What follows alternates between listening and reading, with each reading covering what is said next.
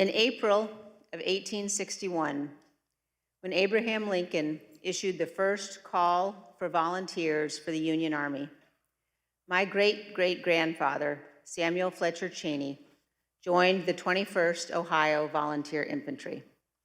He fought through all 4 years of the Civil War, from Chickamauga to Stones River to Atlanta. He marched with his unit in the Grand Review of Troops up Pennsylvania Avenue in May of 1865, past a reviewing stand where President Johnson and General Grant were seated. Silas Canfield, the regimental historian of the 21st Ohio Volunteer Infantry, described the men in the unit this way. He said they had a just appreciation of the value and advantage of free government and the necessity of defending and maintaining it. And they enlisted, prepared to accept all the necessary labors, fatigues, exposures, dangers, and even death for the unity of our nation and the perpetuity of our institutions. I have found myself thinking often, especially since January 6th, of my great-great-grandfather and all those in every generation who have sacrificed so much for the unity of our nation and the perpetuity of our institutions. At the heart of our republic is the guarantee of the peaceful transfer of power. Members of Congress are reminded of this every day as we pass through the Capitol Rotunda. There, 8 magnificent paintings detail the earliest days of our republic. One, painted by John Trumbull, depicts the moment in 1793 when George Washington resigned his commission, handing control of the Continental Army back to Congress. Trumbull called this, quote, one of the highest moral lessons ever given the world. With this noble act, George Washington established the indispensable example of the peaceful transfer of power in our nation.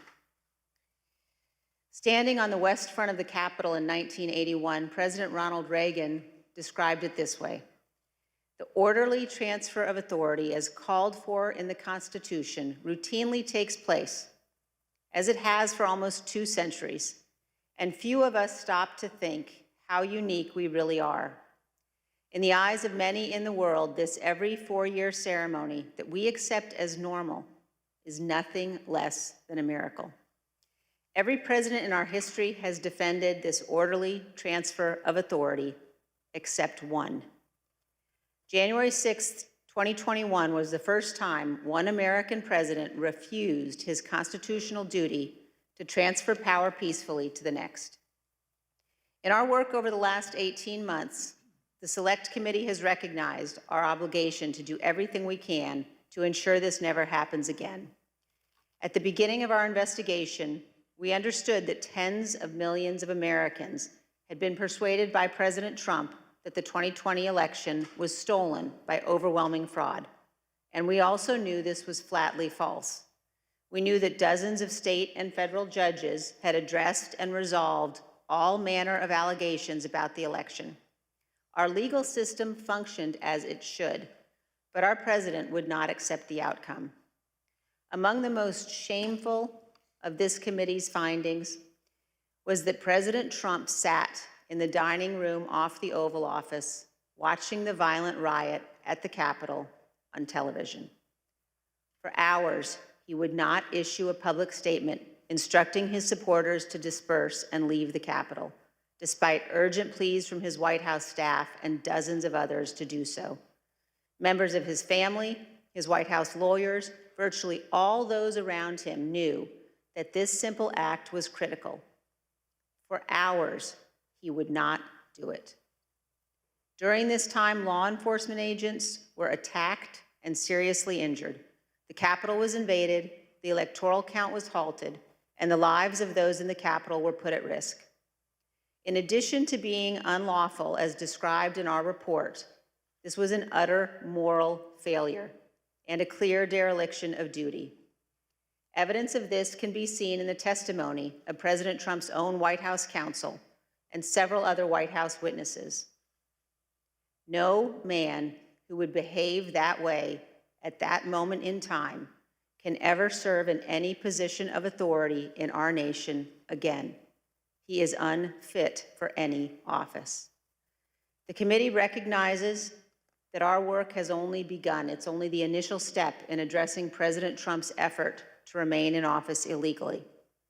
Prosecutors are considering the implications of the conduct that we describe in our report, as are citizens all across our nation. In 1761, John Adams wrote, "The very ground of our liberties is the freedom of elections." Faith in our elections and the rule of law is paramount to our republic. Election deniers, those who refuse to accept lawful election results, purposely attack the rule of law and the foundation of our country. The history of our time will show that the bravery of a handful of Americans doing their duty saved us from an even more grave constitutional crisis. Elected officials, election workers, and public servants stood against Donald Trump's corrupt pressure. Many of our committee's witnesses showed selfless patriotism, and their words and courage will be remembered. The brave men and women of the Capitol Police, the Metropolitan Police, and all the other law enforcement officers who fought to defend us that day saved lives and our democracy. Finally, I wish to thank my colleagues on this committee. It has been a tremendous honor to serve with all of you. We have accomplished great and important things together, and I hope we have set an example. And I also want to thank all of those who have honorably contributed to the work of our committee and to our report. We have accomplished much over a short period of time. Many of you sacrificed for the good of our nation. You have helped make history, and I hope helped to right the ship. Thank you, Mr. Chairman. I yield back.